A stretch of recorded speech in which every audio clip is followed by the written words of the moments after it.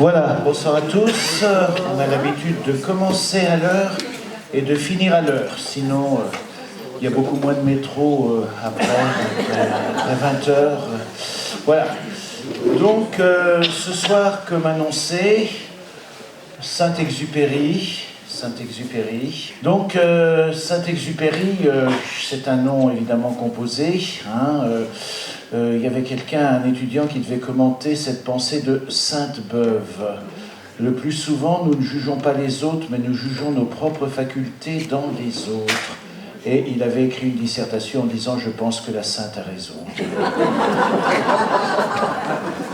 C'est vrai. Alors Sainte-Beuve ne ressemble pas beaucoup à une sainte, effectivement. Ouais. Bon, enfin, c'est là que s'arrête l'analogie avec Antoine de Saint-Exupéry. Donc c'est une célébrité, contrairement à vous, il a sa statue, enfin, ne désespérez pas quand même. Et puis il a eu son heure de gloire au niveau fiduciaire, voilà, avec une faute d'orthographe sur son nom, paraît-il, ils avaient mis un « et » sur le premier, voilà. Et puis des timbres, enfin voilà, donc beaucoup de célébrités, et bien sûr, si vous prenez l'avion, vous avez une petite pensée pour lui. Voilà. Alors, que dire ? Bien, on peut le définir d'abord comme aviateur, c'est le plus traditionnel, écrivain, poète, reporter. Donc tout ça, une vie bien remplie, pas très très longue. Il est né, c'est facile de s'en souvenir, en 1900, donc ce qui fait que c'est assez facile de calculer son âge finalement. 29 juin 1900. Famille noble, dont voici le blason. Donc c'est une authentique famille de la noblesse qui remonte fort loin. Alors ça c'est le blason plus ancien, ils en ont un qui a été réactualisé. Mais enfin, on ne va pas faire d'héraldique maintenant. Donc voilà. Très rapidement, il perd son père, et puis un événement tragique dans son existence sera la mort de son frère, en pension d'ailleurs, là où il était. On le décrit comme un enfant rêveur, voilà, petit Saint-Exupéry, voilà. Donc, oui. Et ses biographes relèvent qu'à l'âge de 12 ans, alors qu'il passe des vacances près d'un aérodrome, il s'y rend régulièrement à vélo et pose des centaines de questions aux mécaniciens. Peut-être un peu d'hyperbole. Un jour, profitant de la naïveté d'un pilote, comme quoi les pilotes peuvent être naïfs, il affirmera avoir l'autorisation de sa mère pour effectuer son baptême de l'air. De cette première expérience dans les airs naîtra ce poème. Les ailes frémissaient sous le souffle du soir, le moteur de son chant versait l'âme endormie. Le soleil nous frôlait de sa couleur pâle. Petit côté Lamartine, non ? Oui, enfin, version enfant quand même, voilà. Alors, il va être envoyé en internat. Il déteste l'internat, ça c'est des choses qui arrivent, et donc, c'est ce que je signalais tout à l'heure, en pleine guerre d'ailleurs, en 1917, il veille son petit frère qui meurt des suites d'un rhumatisme articulaire. Maladie qui ne se fait plus tellement, je crois. Voilà. Bachelier, 30 juin 1917, et il tente l'école navale, mais c'est un échec, donc pas d'école navale.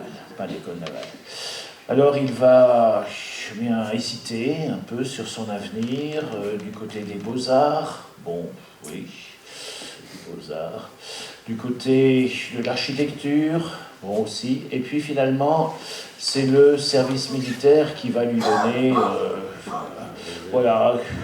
une dimension qui va l'intéresser.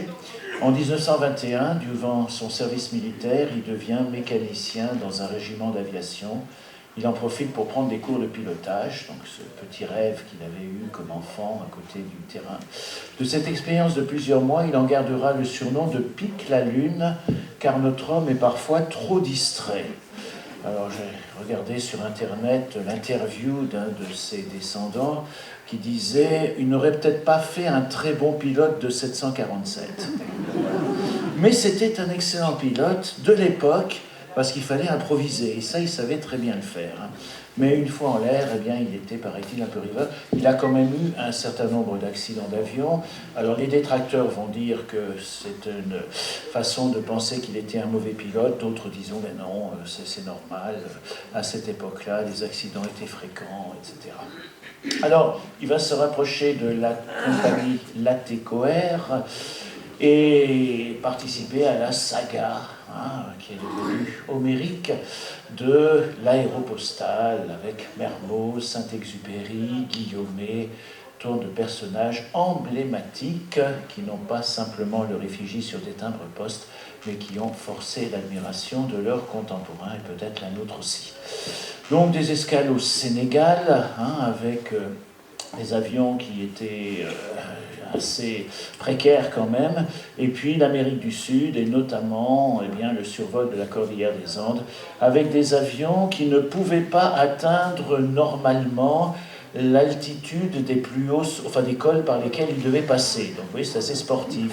Vous avez un col, je ne sais pas quoi, à 2500 mètres, et l'avion plafonne à 2000 mètres. Donc c'est assez intéressant comme improvisation, quoi. Il faut trouver des idées pour que, avec les courants ascendants, par exemple, on puisse trouver des solutions. Donc de là, cette production que vous connaissez, Courrier Sud, Vol de nuit, qui va le rendre célèbre. Et c'est aussi au niveau sentimental, à cette époque-là, qu'il rencontre Consuelo Sunset Salvador de Gomez, je prononce sûrement mal, une artiste bohème, dit-on, originaire du Salvador, San Salvador. Alors, déclaration amoureuse à la hauteur de son génie du pilotage, puisqu'il lance « Embrasse-moi ou je fais plonger l'appareil ». C'est une façon, évidemment, assez originale de voir les choses.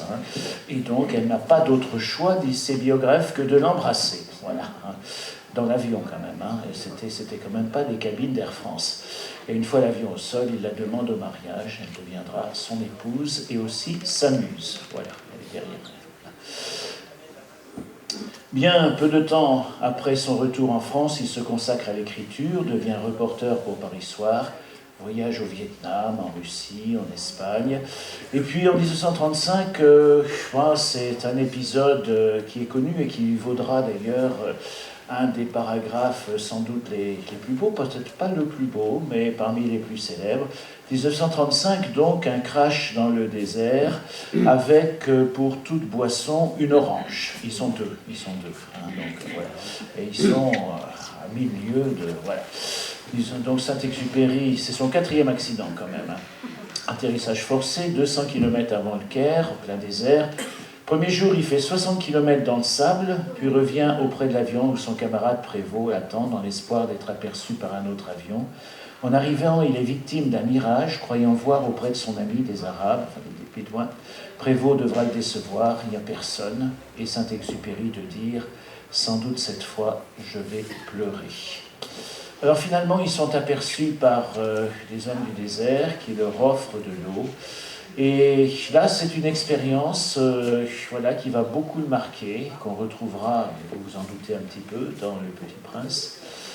Nous avons, raconte-t-il, attendu le front dans le sable et maintenant nous buvons à plat ventre, la tête dans la bassine comme des veaux, dit-il. Le Bédouin s'en effraie et nous oblige à chaque instant à nous interrompre. Mais dès qu'il nous lâche, nous replongeons tout notre visage dans l'eau.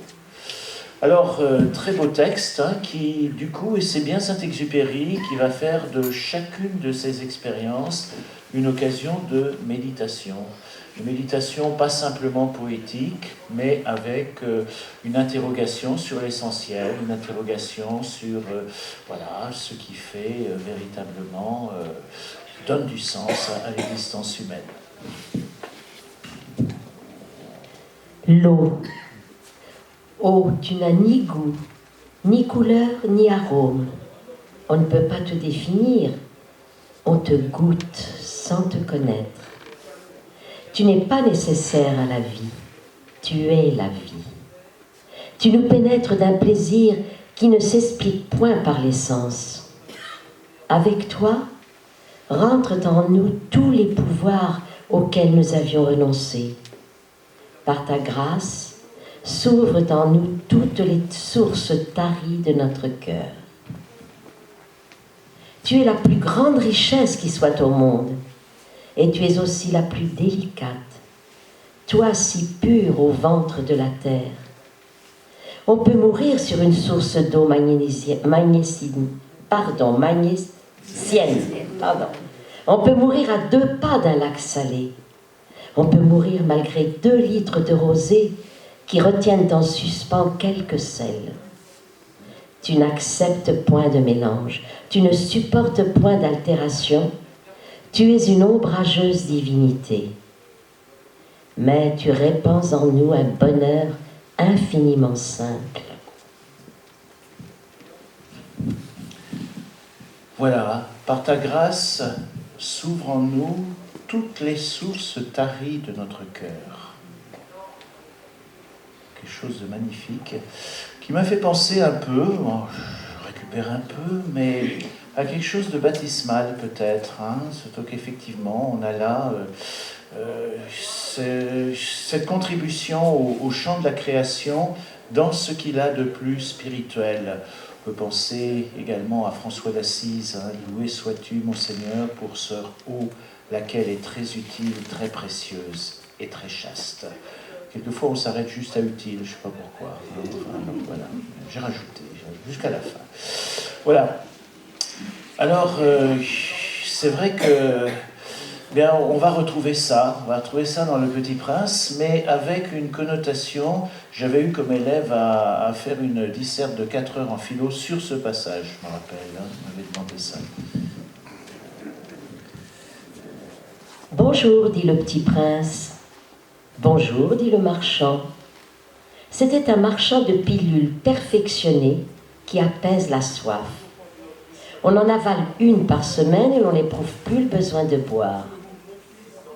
Pourquoi vends-tu ça, dit le petit prince. C'est une grosse économie de temps, dit le marchand.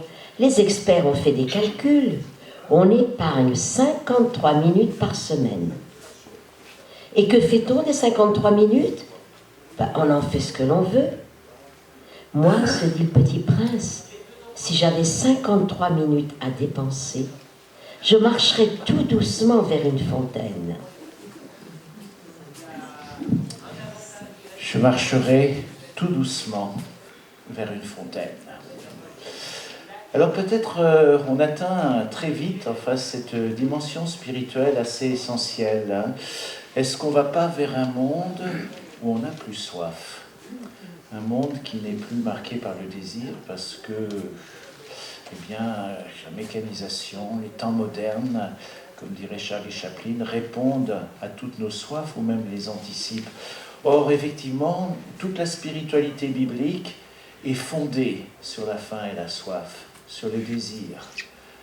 Livre d'Amos, le prophète, « Voici les jours viennent, dit le Seigneur, l'Éternel, où j'enverrai la famine dans le pays, non pas la disette du pain et la soif de l'eau, mais la faim et la soif d'entendre les paroles de l'Éternel. » Est-ce que ces paroles sont audibles aujourd'hui, dans un monde où il n'est plus possible d'avoir faim et soif, en Occident, Donc, il est bien entendu que, voilà.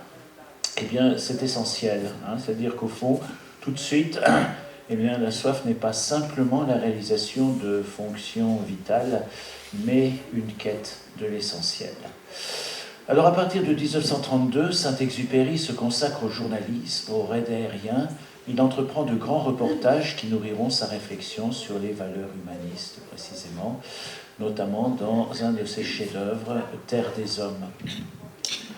Parlons du Petit Prince. En 1942, Le Petit Prince est publié à New York, où l'auteur réside depuis l'armistice de 1940, espérant jouer un rôle important dans l'entrée en guerre des États-Unis grâce à sa renommée. Mais non reconnu par les gaullistes, suspect aux yeux des Américains, malgré ses succès littéraires, Syntex, comme on dit, vit mal cette solitude au milieu de la foule. Il exprime ce sentiment diffus et nostalgique qui l'assaille à nouveau dans une prière restée célèbre.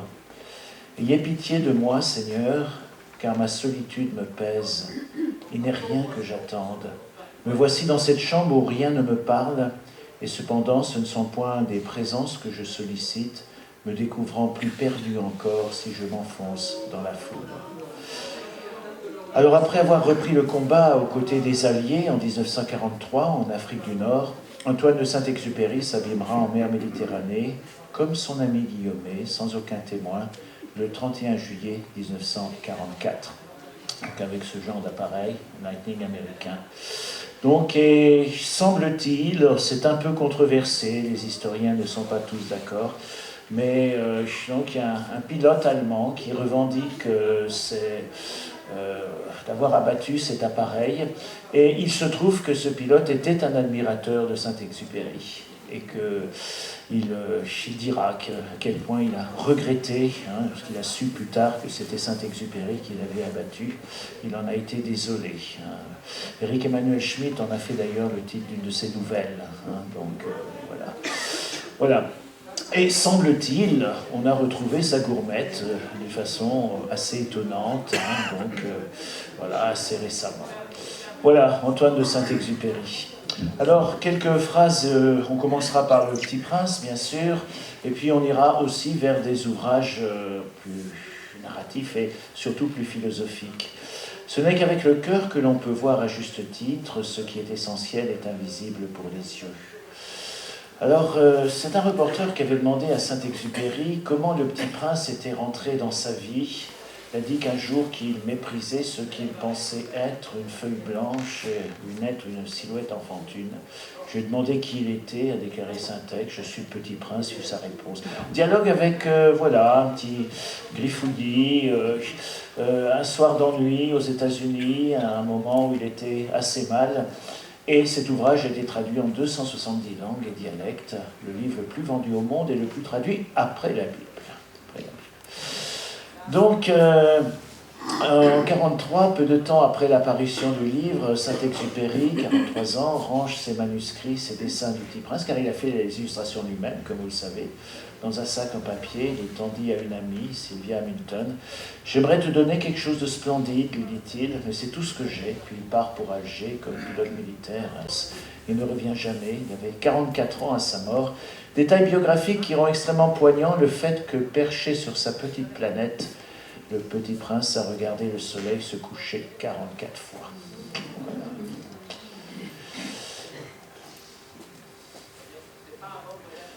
Alors, effectivement, le Petit Prince, c'est une illustration de la solitude. Un petit héros qui vit seul sur une planète entourée d'astéroïdes qui sont eux-mêmes peuplés d'un seul individu. Donc déjà, je veux dire, une symphonie de la solitude. Cette capacité de notre nature humaine de ressentir très très fort une solitude qui devient désir de relation, qui devient désir de recherche de sens, parce que c'est une pauvreté qui justement va s'ouvrir sur la rencontre. Bienheureux les pauvres, dira un certain Jésus, et c'est vrai que si on est plein de son existence, de tout ce qu'on est, de tout ce qu'on fait, il n'y a pas tellement de place pour tout ça. Mais la solitude devient féconde, c'est la leçon du Petit Prince, et l'auteur, on l'imagine, connaît bien ce sentiment douloureux qui, tel un leitmotiv, rythme sa vie depuis son enfance. C'est un enfant solitaire, c'est un enfant qui n'est pas malheureux, premier titre, mais qui est toujours un petit peu, et puis sa vie de pilote, c'est une époque où le pilote était aussi solitaire dans sa cabine. Voilà ce Petit Prince solitaire, et ici une brûlure de cigarette de Saint-Exupéry. Voilà. Donc apprivoiser sera le grand défi, comment rentrer en relation, sortir de cette solitude, non pas, juste dans des contacts mondains et superficiels, mais dans une rencontre vraie, dans ce qui fait la richesse de l'existence, et on le verra plus loin, dans ce qui tisse des liens qui finalement ont le goût de l'immortalité. Alors, Antoine de Saint-Exupéry avait observé quelque chose de touchant, puisque vous avez compris, il avait dirigé des escales dans le nord de l'Afrique, et qu'il avait approché ces hommes du désert, qui d'ailleurs, entre autres choses, l'avaient sauvé, et il avait observé que ces hommes du désert apprivoisent très très facilement des fennecs, des petits renards du désert. Il raconte d'ailleurs dans un de ses ouvrages, mais je n'ai pas retrouvé le passage, que eh bien, il y avait des guerriers du désert, qui étaient des types assez durs, etc. Ils avaient chacun leur petit renard apprivoisé. Et un jour, un de ces guerriers, très très farouche, a perdu son renard. Son renard n'est pas revenu, on ne sait pas ce qui est arrivé. Et ses amis ont dit, c'est normal, il est mort le lendemain au combat. Il n'avait plus envie de vivre, parce que son renard était perdu. Hein, voilà. Alors, c'est très touchant, enfin, finalement. Et évidemment, on ne s'étonnera pas de retrouver ce renard à qui Saint-Exupéry a mis des grandes oreilles, comme pour les Fennecs. Hein, donc, voilà. Si tu m'apprivoises, nous n'aurons plus besoin l'un de l'autre. Tu seras pour moi unique au monde. Je serai pour toi unique au monde. Alors, prenons un petit moment pour, voilà, cette scène très connue, hein, de la rencontre. C'est tout un petit chapitre avec, on se laisse porter par ce récit, on le redécouvre un peu, peut-être avec voilà, la candeur de l'enfant, parce qu'après tout c'est un livre qui est destiné aux enfants, mais à des enfants philosophes quand même, à des enfants qui savent voir derrière le récit quelque chose d'essentiel. C'est alors qu'apparut le renard.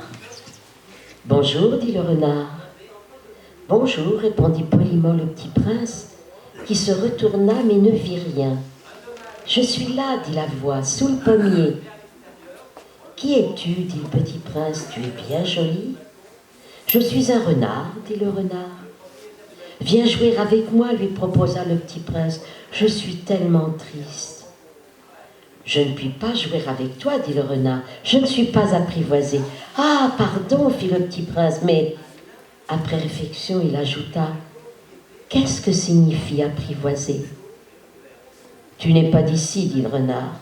Que cherches-tu ?»« Je cherche les hommes, dit le petit prince. »« Qu'est-ce que signifie apprivoiser ?»« Les hommes, dit le renard, ils ont des fusils et ils chassent. C'est bien gênant. Ils élèvent aussi des poules, c'est leur seul intérêt. Tu cherches des poules ? Non, dit le petit prince, je cherche des amis. Qu'est-ce que signifie apprivoiser ? Oh, c'est une chose trop oubliée, dit le renard. Ça signifie créer des liens. Créer des liens. Bien sûr, dit le renard. Tu n'es encore pour moi qu'un petit garçon, tout semblable à 100 000 petits garçons. Et je n'ai pas besoin de toi, et tu n'as pas besoin de moi non plus. Je ne suis pour toi qu'un renard semblable à 100 000 renards. Mais si tu m'apprivoises, nous aurons besoin l'un de l'autre. Tu seras pour moi unique au monde. Je serai pour toi unique au monde. Je commence à comprendre, dit le petit prince. Il y a une fleur, je crois qu'elle m'a apprivoisé. C'est possible, dit le renard, on voit sur la terre toutes sortes de choses. Oh, ce n'est pas sur la terre, dit le petit prince. Le renard parut très inquiet. Sur une autre planète ? Oui. Il y a des chasseurs sur cette planète-là ? Non. Ça, c'est intéressant. Et des poules ? Non. Rien n'est parfait, soupira le renard. Mais le renard revint à son idée. Ma vie est monotone. Je chasse les poules, les hommes me chassent. Toutes les poules se ressemblent et tous les hommes se ressemblent. Je m'ennuie donc un peu. Mais si tu m'apprivoises, ma vie sera comme ensoleillée. Je connaîtrai un bruit de pas qui sera différent de tous les autres. Les autres pas me font rentrer sous terre. Le tien m'appellera hors du terrier comme une musique. Et puis regarde, tu vois là-bas les champs de blé ? Je ne mange pas de pain. Le blé pour moi est inutile. Les champs de blé ne me rappellent rien. Et ça, c'est triste. Mais tu as des cheveux couleur d'or. Alors ce sera merveilleux quand tu m'auras apprivoisé. Le blé qui est doré me fera souvenir de toi.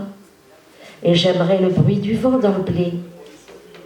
Le renard se tut et regarda longtemps le petit prince. « S'il te plaît, apprivoise-moi, dit-il. »« Je veux bien, répondit le petit prince, mais je n'ai pas beaucoup de temps. J'ai des amis à découvrir et beaucoup de choses à connaître. » On ne connaît que les choses que l'on apprivoise, dit le renard. Les hommes n'ont plus le temps de rien connaître. Ils achètent des choses toutes faites chez les marchands. Mais comme il n'existe point de marchand d'amis, les hommes n'ont plus d'amis. Si tu veux un ami, apprivoise-moi. Que faut-il faire, dit le petit prince. Il faut être très patient, répondit le renard. Tu t'assoiras d'abord un peu loin de moi, comme ça, dans l'herbe. Je te regarderai du coin de l'œil et tu ne diras rien. Le langage est source de malentendus, mais chaque jour, tu pourras t'asseoir un peu plus près. Le lendemain revint le petit prince. Il eût mieux valu revenir à la même heure, dit le renard, si tu viens par exemple à 4 heures de l'après-midi. Dès 3 heures, je commencerai d'être heureux. Plus l'heure avancera, plus je me sentirai heureux. À 4 heures déjà, je m'agiterai, m'inquiéterai. Je découvrirai le prix du bonheur. Si tu viens n'importe quand, je ne saurai jamais à quelle heure m'habiller le cœur. Il faut des rites. Qu'est-ce qu'un rite, dit le petit prince. Oh, c'est aussi quelque chose de trop oublié, dit le renard. C'est ce qui fait qu'un jour est différent des autres jours, une heure des autres heures. Il y a un rite, par exemple, chez les chasseurs. Ils dansent le jeudi avec les filles du village. Alors le jeudi est jour merveilleux. Je vais me promener jusqu'à la vigne. Si les chasseurs dansaient n'importe quand, les jours se ressembleraient tous et je n'aurais point de vacances. Ainsi le petit prince apprivoisa le renard. Et quand l'heure du départ fut proche, « Ah, dit le renard, je pleurerai. »« C'est ta faute, dit le petit prince, je ne te souhaitais point de mal, mais tu as voulu que je t'apprivoise. »« Bien sûr, dit le renard. »« Mais tu vas pleurer, dit le petit prince. »« Bien sûr, dit le renard. »« Alors, tu n'y gagnes rien. »« J'y gagne, dit le renard, à cause de la couleur du blé. » Puis il ajouta, « Va revoir les roses. Tu comprendras que la tienne est unique au monde. Tu reviendras me dire adieu et je te ferai cadeau d'un secret. » Le petit prince s'en fut revoir les roses. « Vous n'êtes pas du tout semblable à ma rose, vous n'êtes rien encore, leur dit-il. Personne ne vous a apprivoisé et vous n'avez apprivoisé personne. Vous êtes comme était mon renard, ce n'était qu'un renard semblable à 100 000 autres, mais j'en ai fait mon ami et il est maintenant unique au monde. Et les rire pour vous.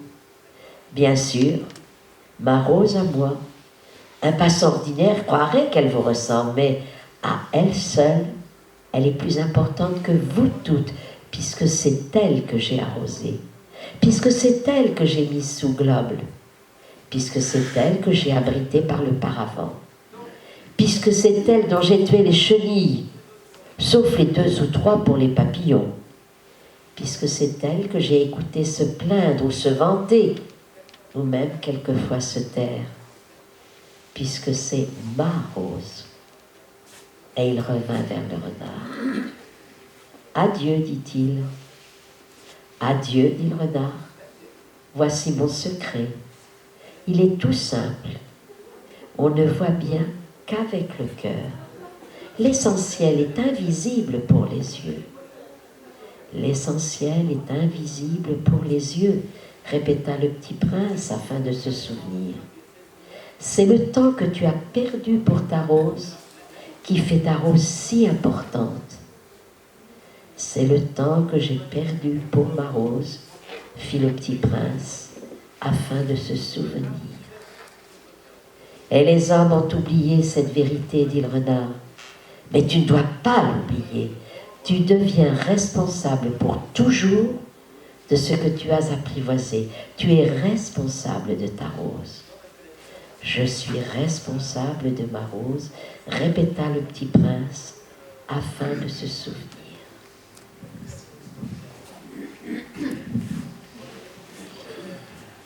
Alors, eh bien, on va vers cet essentiel, et je crois que spirituellement, c'est très très fort. Tisser des liens qui soient vrais, pas simplement des rencontres de convenance, pas simplement un quotidien qui s'inscrit dans la banalité de se croiser régulièrement et de façon anonyme, tisser des liens. Et je pensais que, à l'heure ultime, lorsque le temps du dernier adieu est venu, eh bien, on fait souvent cet exercice difficile de faire l'éloge du défunt. En une page à peu près, dire quelque chose de celui dont l'existence est achevée. Que dire? Que dire? Il avait bon compte en banque à l'UBS, à l'Union des banques suisses. Il a eu de superbes voitures. Il avait une belle maison, un immobilier, toutes sortes de choses. Comme tout cela est dérisoire. Au moment ultime, nous sommes des voyageurs sans bagages, nous venons sans rien et nous repartons sans rien. Et c'est rare d'accrocher derrière le corbillard un coffre-fort. Et donc, eh bien, ce qui reste, c'est une partie de pêche avec grand-père inoubliable. C'est des moments uniques, ce que Sartre appelait des instants privilégiés, ce qui donne le goût à l'existence et qui fait que le souvenir qui reste est celui de ces liens que le temps n'efface pas complètement, de ces rencontres, de ces instants précieux qui ne reviendront pas, mais dont la mémoire est profondément affectée.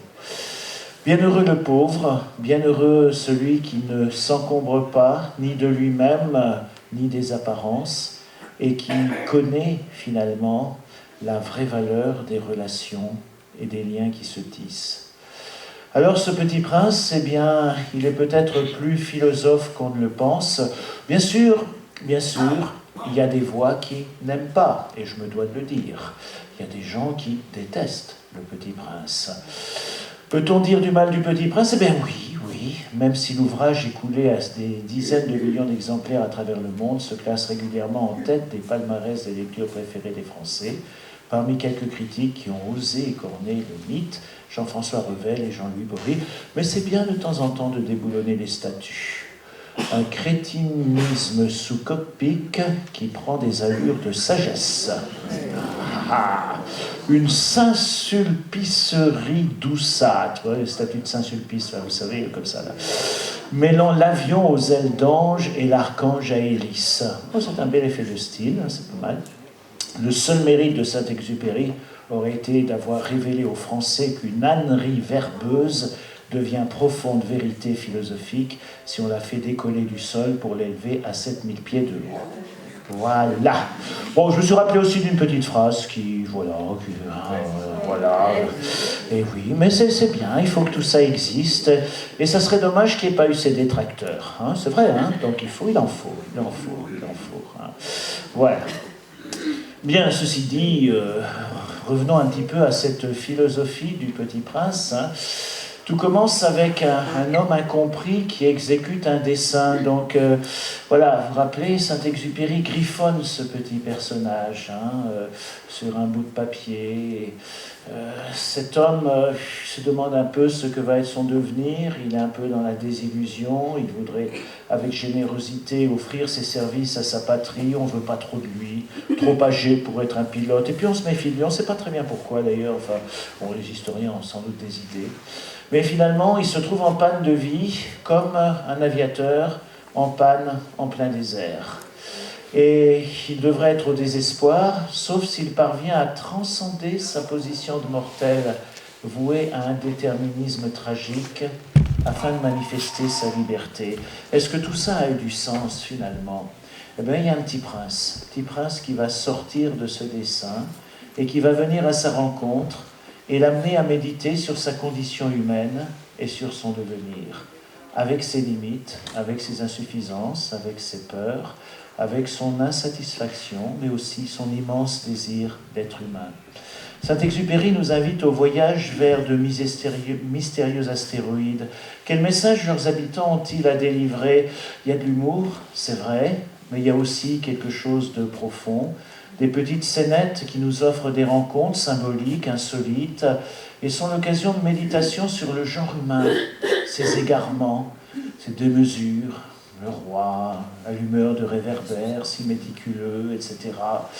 eh bien, tout ça étant néfaste à l'épanouissement.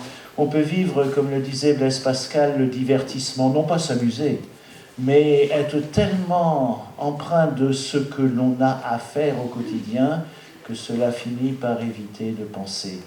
Saint-Exupéry invite à méditer sur ces fléaux qui menacent l'humanité. C'est pas ça, être humain. Être humain, c'est être libre, c'est pouvoir choisir son chemin et, comme le dirait un autre poète, être le capitaine de son âme. Deviens homme, semble dire le petit prince à son interlocuteur. Il faut peut-être un enfant pour arriver à l'écouter. Et puis, eh bien, il y a la mort aussi. La mort que Saint-Exupéry ne pouvait pas éluder, car il faisait un métier dangereux. La mort de son frère, alors qu'il était encore adolescent, celle de son père aussi.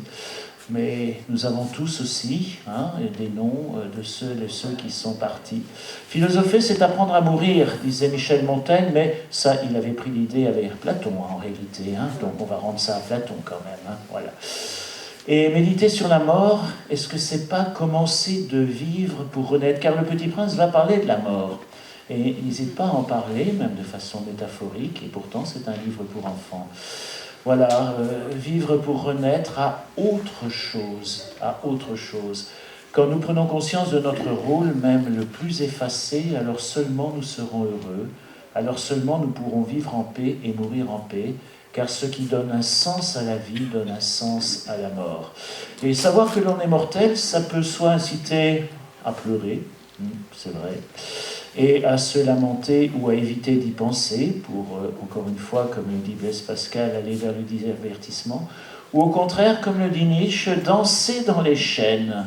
Finalement, c'est vrai que la mort nous enchaîne, mais on peut danser dans les chaînes, et finalement faire quelque chose d'autant plus intensément que l'on sait que le temps qui nous est donné n'est pas infini, et que l'idée même de la mort nous pousse à voir comme précieuse chacune de nos secondes, chacun de nos instants.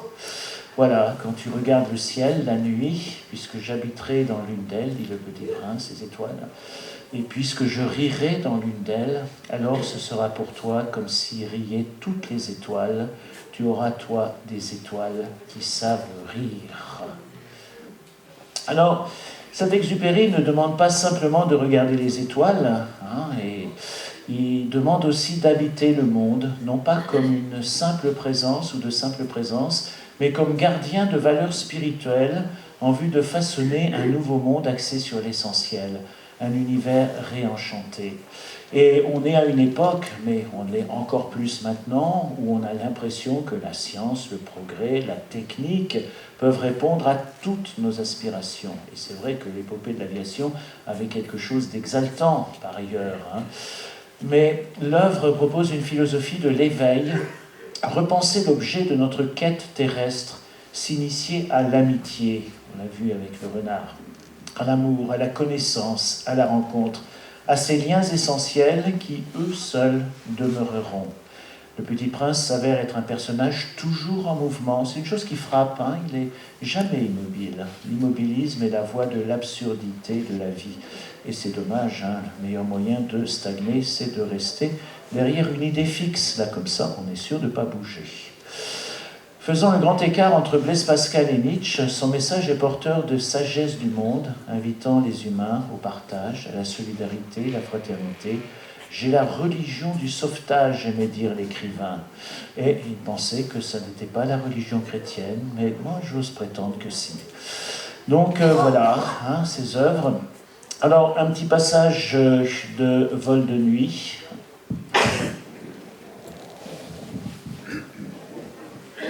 Rivière s'enfonce dans son fauteuil et passe la main dans ses cheveux gris.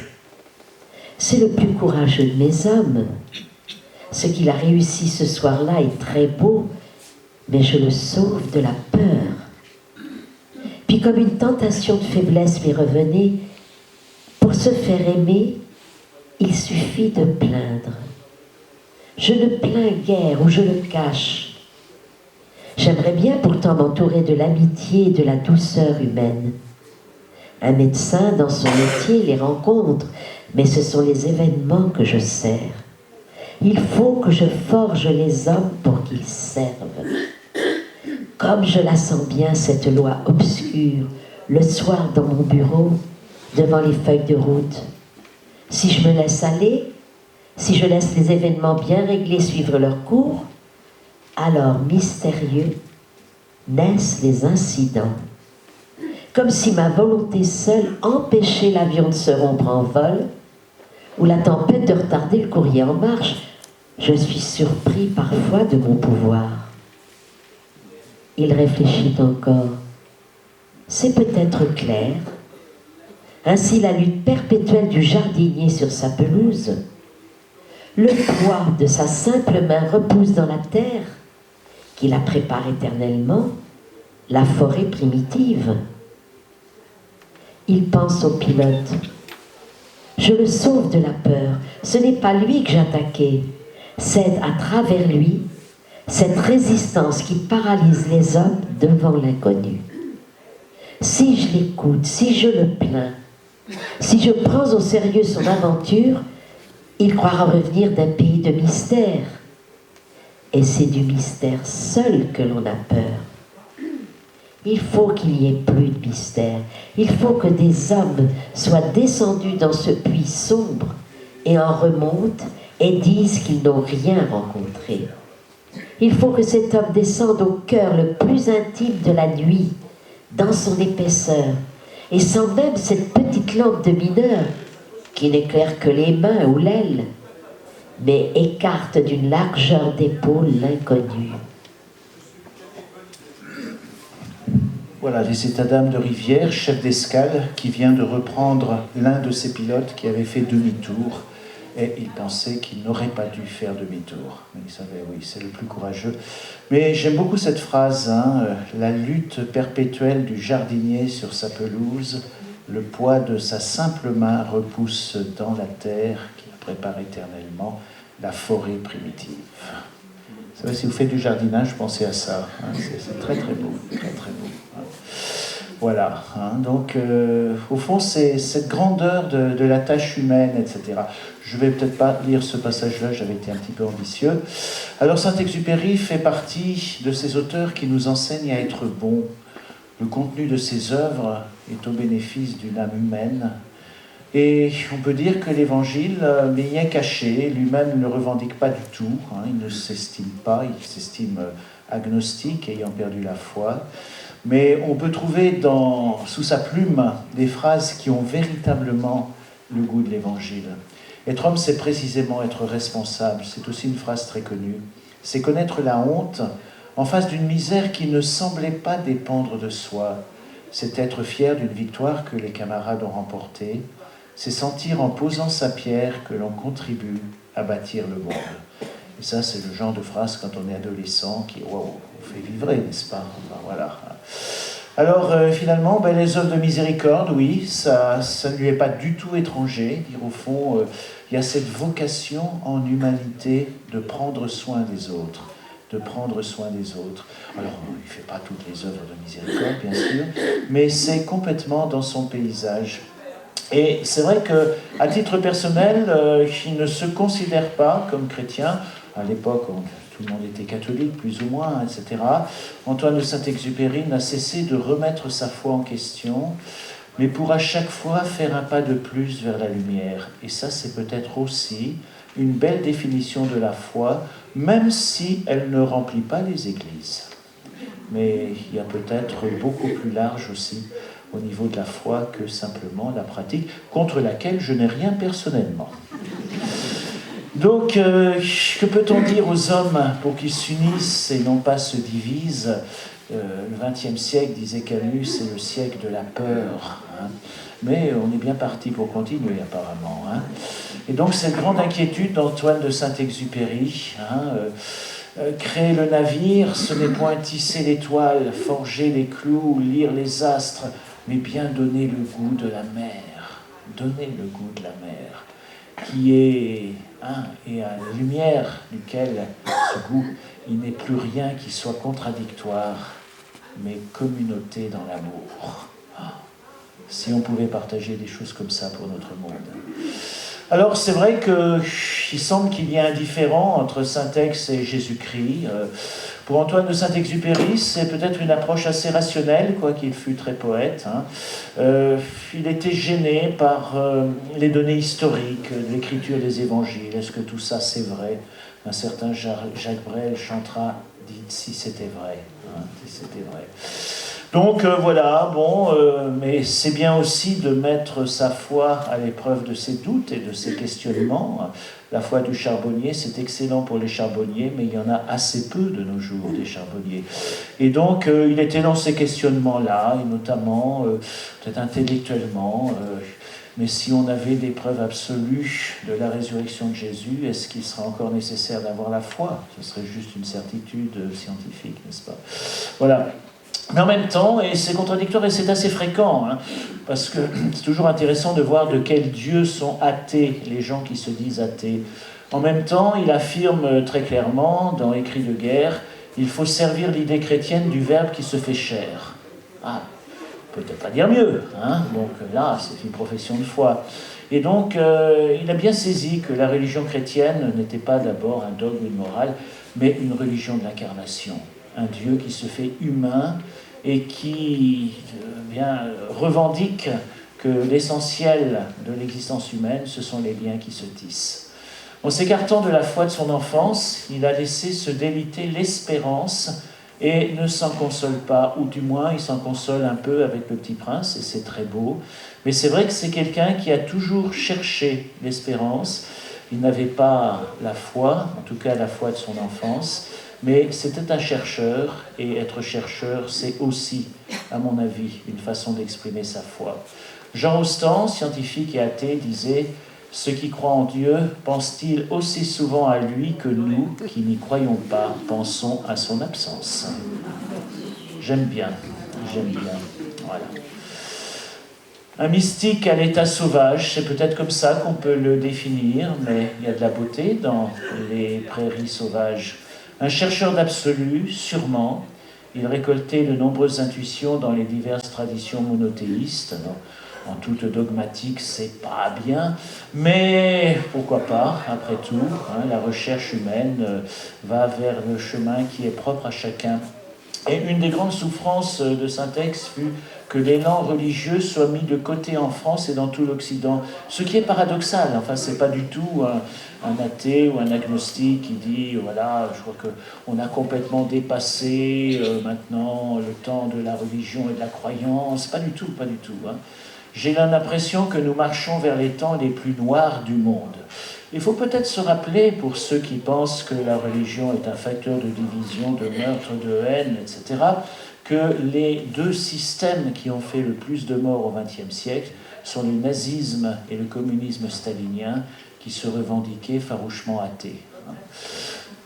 Dans la correspondance avec Jacques Maritain, ce grand chrétien, auteur de l'humanisme intégral, l'écrivain affirmait fermement son appartenance religieuse. « J'engage tout simplement et en totalité ma conscience de chrétien, dit-il, tout en revendiquant de ne point l'être. » Donc je crois que c'est assez caractéristique de beaucoup de nos contemporains, à la fois récuser, ne pas en mettre, éventuellement renvoyer son certificat de baptême, mais en même temps être dans une recherche qui n'est point achevée, et bien il s'en faut de loin, donc véritablement, cette quête de l'essentiel.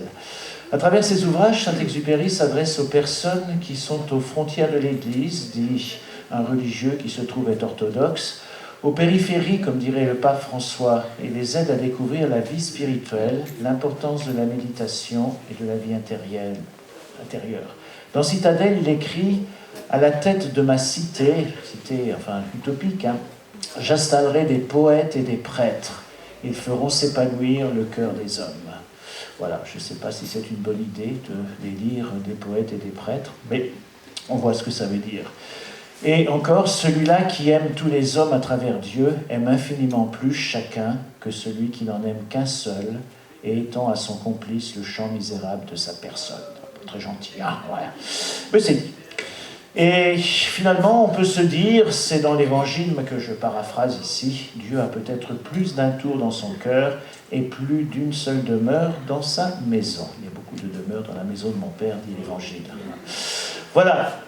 Alors, eh bien, peut-être terminer avec ce texte que j'aime beaucoup. Moi, c'est mon texte préféré de Saint-Exupéry. Moi, j'aime bien Le Petit Prince comme tout le monde, hein. Mais celui-là me touche toujours beaucoup, hein. Il y a quelques années, au cours d'un long voyage en chemin de fer, j'ai voulu visiter la patrie en marche où je m'enfermais pour 3 jours. Prisonnier pour 3 jours de ce bruit de galets roulés par la mer, et je me suis levé. J'ai traversé vers 1h du matin le train dans toute sa longueur. Les sleepings étaient vides, les voitures de première étaient vides. Mais les voitures de 3e abritaient des centaines d'ouvriers polonais congédiés de France et qui regagnaient leur Pologne. Et je poursuivis mon voyage parmi ce peuple, dont le sommeil était trouble comme un mauvais lieu. Il flottait un bruit vague, fait de ronflements rauques, de plaintes obscures, du raclement des godillots de ceux qui, brisés d'un côté, essayaient l'autre. Et toujours en sourdine, cet intarissable accompagnement de galets retournés par la mer. Je m'assis en face d'un couple. Entre l'homme et la femme, l'enfant, tant bien que mal, avait fait son creux, et il dormait. Mais il se retourna dans le sommeil, et son visage m'apparut sous la veilleuse. Ah, quel adorable visage! Il était né de ce couple-là une sorte de fruit doré. Il était né de ces lourdes hardes, cette réussite de charme et de grâce. Je me penchai sur ce front lisse, sur cette douce moue des lèvres, et je me dis, voici un visage de musicien, voici Mozart, enfant, voici de belles promesses de la vie. Les petits princes des légendes n'étaient point différents de lui. Protégé, entouré, cultivé, que ne saurait-il devenir? Quand il naît par mutation dans les jardins, une rose nouvelle, voilà tous les jardiniers qui s'émeuvent.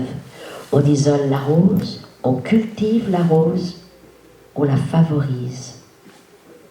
Mais il n'est point de jardinier pour les hommes. Mozart, enfant, sera marqué comme les autres par la machine à emboutir. Mozart fera ses plus hautes joies de musique pourries dans la puanteur des cafés-concerts.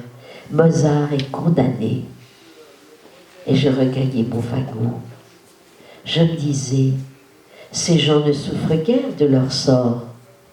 Et ce n'est point la charité ici qui me tourmente. Il ne s'agit point de s'attendrir sur une plaie éternellement rouverte.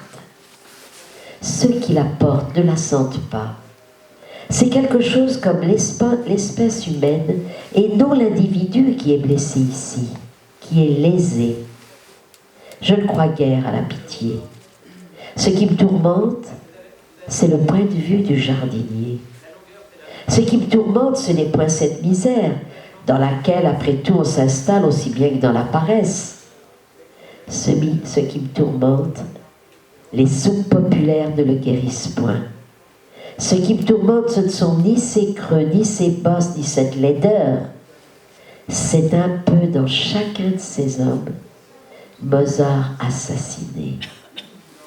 Seul l'esprit, s'il souffle sur la glaise, peut créer l'homme. Antoine de Saint-Exupéry dans Terre des Hommes, en 1900. Merci. Voilà, c'est Mozart qu'on assassine, c'est aussi un roman de Cézanne.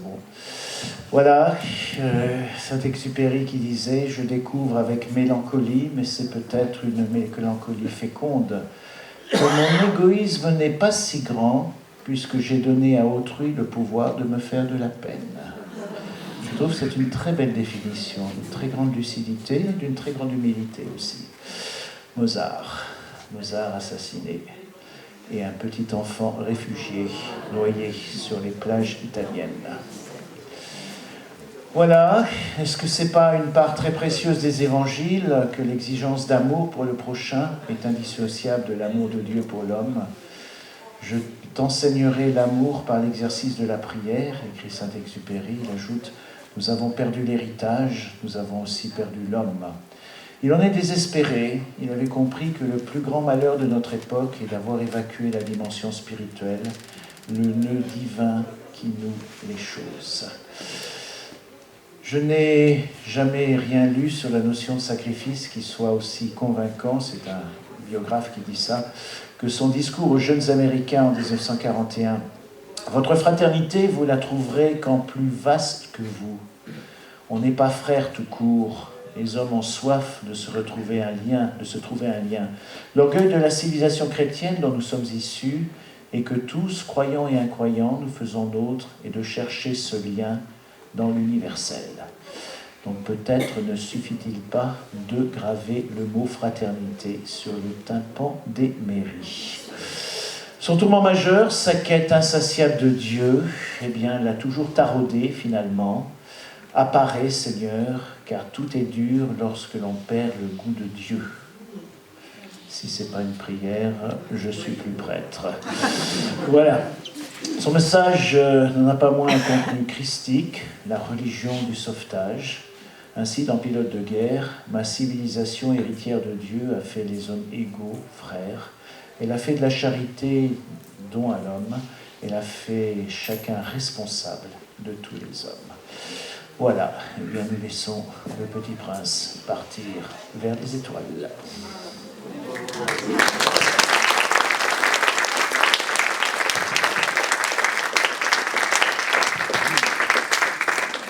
Alors on peut juste renchérir, s'exclamer, compter, ou dire qu'il y a une chose que l'on aurait dû dire et que le présentateur n'a pas dit. Ça c'est toujours bien, ça, vous savez. Je m'étonne que vous n'ayez pas fait. Voilà. Il me semblait incontournable de dire que voilà. Et ce serait bien, parce que comment rendre compte de Saint-Exupéry en 60 minutes, c'est toujours un peu délicat et réducteur. Mais ça me permet au moins de me défausser, de dire je ne pouvais pas tout dire. Alors je ne sais pas, est-ce que l'un ou l'autre veut rajouter quelque chose sur sa propre expérience de Saint-Exupéry? C'est toujours enrichissant. Car vous avez tous une expérience de Saint-Exupéry, forcément. Vous êtes restés dans les étoiles. L'amitié, l'amitié. Ouais. Oui? Je sais pas. Je ne sais pas si j'arrive avec le micro jusqu'à vous. Je vais essayer. Sinon, vous vous approchez un petit peu, si vous voulez. Voilà. Ce qui me gêne un petit peu chez un texte, là, c'est ce que vous avez dit, il n'a pas d'espérance. Vous voyez? Et je trouve que, par exemple, quand il parle, etc., c'est juste l'âge de Jean-Paul II, qui avait 10 ans. Et après, ça a été celui d'Arnosc, et puis tout ce qu'il a fait. Donc voilà, c'est un peu ça que j'aime pas trop. Il n'a rien eu le temps de voir de ce qu'il a pu réussir quand même. Ouais, d'accord. Alors donc je comprends bien votre remarque. Par ailleurs, comment dire, c'est peut-être un peu en forme d'appel d'air. Enfin, dire qu'on n'a pas d'espérance est aussi une occasion pour s'entendre dire « mais si ». Vous voyez ce que je veux dire? Enfin, moi je vois un peu comme ça. Enfin, je ne crois pas que le Petit Prince soit du tout nihiliste en disant tout est foutu, de toute façon c'est fini, voilà. Il y a quelque chose de beau. Il y a sûrement une exigence qui s'exprime dans un inachèvement, enfin dans une attente. Mais je crois que l'attente est féconde, enfin, je crois que l'attente aspire à quelque chose, enfin, et dire que c'était pas simplement des mots ou des extrapolations de quelqu'un qui vivait dans un joli château qu'on a vu tout à l'heure, et qui, enfin, je sais pas si c'était très joli d'ailleurs, il n'était pas en très bon état, et qui pensait les choses de façon spéculative. C'est quelqu'un qui est allé à la rencontre, enfin, qui avait une très forte camaraderie, qui risquait sa peau pour sauver un copain. Enfin, je veux dire, tout ça, il l'a fait, il l'a vécu. Hein, donc, voilà, c'est une façon peut-être d'être dans une attente. Hein. Je vois un petit peu comme ça, hein, mais c'est vrai que, voilà, on pourrait avoir quelque chose, chacun sa sensibilité. Lui était aussi cet enfant un peu rêveur qui est demeuré, qui est parti vers les étoiles.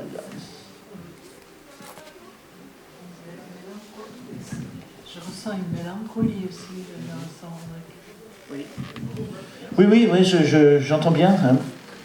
Mais c'est vrai qu'il y a aussi un appel. Enfin, vous voyez ce que je veux dire? Enfin, bon, vous avez Rivière, par exemple, c'est tonique. Enfin, je veux dire, il a aussi été ce chef d'escale qui demande le meilleur à chacun de ses hommes. Il dit, bon, on n'est pas là pour vous plaindre, je ne suis pas là pour me faire aimer, mais vous pouvez donner, hein, il y a plus en toi que ce que tu imagines. Enfin, c'est pas seulement, vous voyez ce que je veux dire?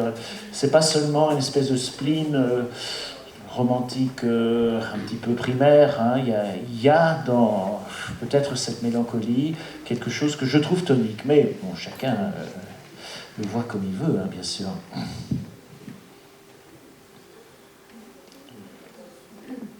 Il a vécu dans quelle ville? Où il est né? Où? Ben ça, j'ai dit, hein, c'était au château, oui, je crois que oui, c'est oui dans l'Ain, je crois, oui. Parce qu'il a voulu survoler sa maison natale, je crois, avec, quand il est mort, là, il est passé au-dessus, enfin, c'est assez amusant, enfin amusant, oui. Impressionnant de se dire qu'il a bouclé, quoi, enfin, ouais. Après, il a beaucoup voyagé, hein, il était sans arrêt en déplacement.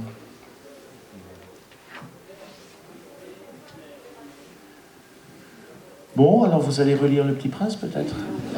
Vous vous rappelez toutes ces phrases-là? Vous l'avez sûrement lu, c'est vrai. Est-ce que ça fait un effet différent aujourd'hui? Enfin, est-ce que vous le revisitez avec plaisir ou vous dites non, elle est reconnue, c'est bon? Ouais. Et puis, ben, c'est un peu notre responsabilité collective que Mozart ne soit pas trop assassiné. Voilà. Mais c'est aussi voilà, une invitation collective. Enfin, nous ne pourrons pas sauver tous les petits Mozart, mais il y a quelque chose à faire au niveau de la planète. Donc vous pouvez regarder Laudato Si par le pape François. Voilà. Merci beaucoup. Bonne soirée.